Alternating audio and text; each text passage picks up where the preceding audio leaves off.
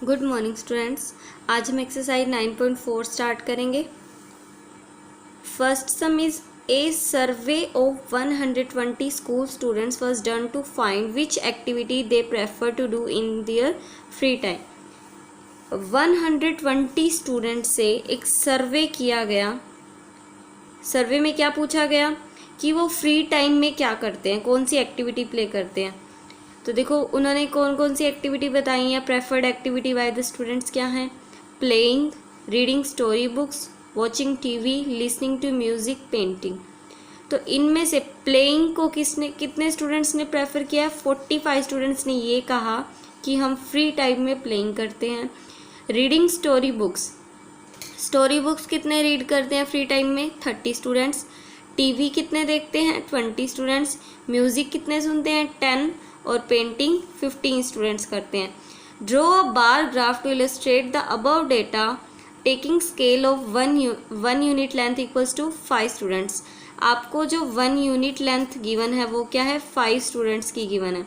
इसका मतलब क्या है कि आपको 0 से 1 ये लिमिट नहीं लेनी, 0 से 5, 5 से 10 ये यूनिट लेंथ आपने कितने कितने की लेनी है? 5 की लेनी है। Which activity is preferred by most of the students other than playing. Playing को छोड़कर कौन सी एक्टिविटी सबसे ज़्यादा स्टूडेंट्स पसंद कर रहे हैं? तो प्लेइंग को छोड़ दो, इन चारों में से सबसे ज़्यादा पसंदीदा एक्टिविटी कौन सी है जिसे सबसे ज़्यादा स्टूडेंट प्रेफर कर रहे हैं? 30 स्टूडेंट सबसे ज़्यादा हैं, प्लेइंग के बाद में इसको छोड़ दें तो ये कौन सी एक्टिविटी है? Reading story books. तो हम यहाँ पर आंसर लिखेंगे रीडिंग स्टोरी बुक्स। इसका आंसर हो गया ये जो हमसे पूछा था। तो अब जो इसका बार ग्राफ बनाना है वो हम FNB में बनाएंगे। तो देखो जो भी आपको डिटेल दी गई थी सर्वे की, वो जो टेबल थी मैथ्स की बुक में वो आपने पहले यहाँ पर बनानी है, ठीक है। प्रेफर्ड एक्टिविटीज़ सारी लिखनी है, नंबर ऑफ़ स्टूडेंट्स राइट करने हैं। फिर बार ग्राफ कैसे बनाओगे? तो देखो आपको 1 यूनिट लेंथ बताई थी ना, 5 स्टूडेंट्स की लेनी है। तो आपने 2 एक्सिस ड्रॉ करनी है। ये वर्टिकल लाइन क्या होती है? Y axis.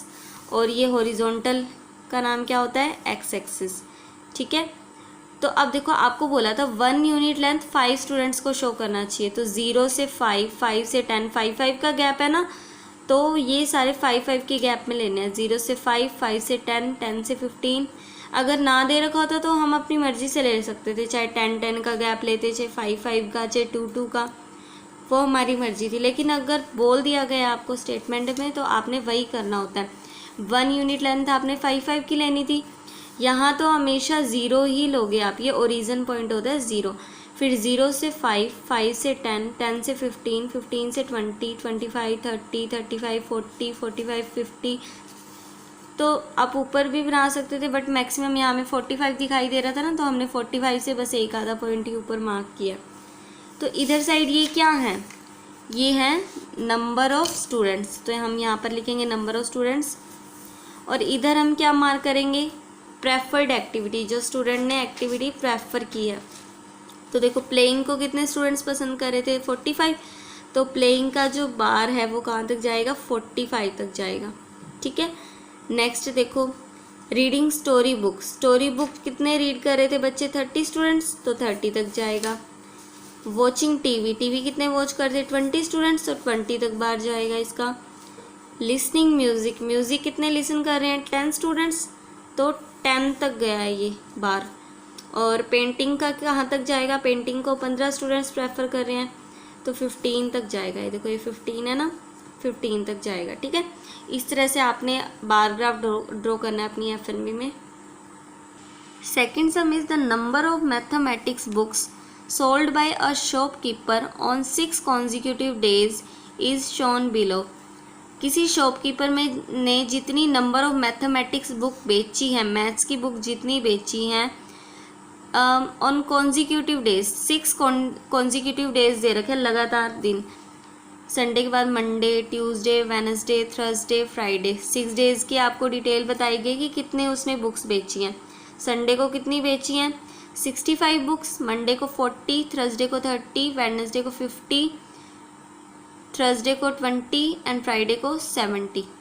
Draw a bar graph to represent the above information. इस इंफॉर्मेशन को शो करता हुआ आपको एक बार ग्राफ ड्रॉ करना है। Choosing the scale of your own. अब आपको स्केल अपनी मर्जी से चूज़ करना है। वो जो गैप हम लेते हैं वो स्केल आपने अपनी मर्जी से चूज़ करना है। चाहे अब देखो हमें यहाँ क्या दिखाई दे रहा है कि ये सारे के सारे मल्टीपल्स 5 को अगर हम यहाँ इस 65 को छोड़ दे दो, सभी मल्टीपल्स 10 के है ना, तो हम 10 का गैप ले लेंगे। 0 से 10, 10 से 20, 20 से 30, 30 से 40 ऐसे ले लेंगे। और 65 ड्रॉ करना होगा तो 60 और 70 के बिल्कुल बीच में हमें 65 मिल जाएगा।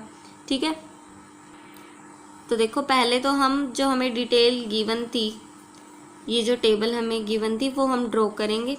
अब इसके लिए हम बार ग्राफ बनाएंगे। ठीक है, तो यहाँ क्या है, नंबर ऑफ बुक्स सोल्ड, ये जो न्यूमेरिकल डेटा है, न्यूमेरिकल डेटा आप यहाँ पर ले लिया करो वर्टिकल लाइन पे। वाई एक्सिस है ये और ये क्या है, एक्स एक्सिस। तो हमने क्या लिया, 10 का गैप, 0 से 10, 10 से 20, 20 से 30, 30 से 40, 50, 60, 70, 80, 90। और ये गैप आप 5 का भी ले सकते हो, वो आपकी मर्जी है, लेकिन गैप हमें लेना इक्वल होता है। ऐसा नहीं है कि 0 से 5 ले लिया फिर 5 से 15 ले लिया, भाई पहले 5 का गैप फिर 10 का, ऐसे नहीं, इक्वल रखना होता है हमें।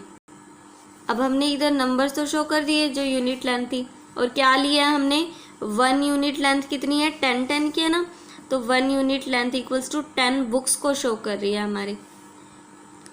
इधर क्या है, डेज। ठीक है, ये बार्स किसके हैं, डेज के। तो देखो संडे में कितनी बुक्स बेची थी, 65, तो 60 और 70 के बीच में 65 मिलेगा ना, बिल्कुल बीच में। तो हमने 65 तक संडे का बार ड्रॉ किया है। मंडे को कितनी बेची थी, 40 ये रहा, 40 तक जाएगा ये। ट्यूसडे को 30 बेची थी, 30 ये रहा, 30 तक जाएगा ये बार। वेडनेसडे को कितनी बेची थी उसने, 50, तो 50 ये रहा, 50 तक जाएगा। थर्सडे को कितनी बेची थी, 20, तो ये 20 तक जाएगा बार। और फ्राइडे को कितनी बेची थी, 70 ये रहा, यहाँ तक जाएगा इसका बार। ठीक है, तो इस तरह से आपको ये बार ग्राफ ड्रॉ करने हैं। तो फर्स्ट और सेकंड सम आप अपनी FNB में सॉल्व करोगे।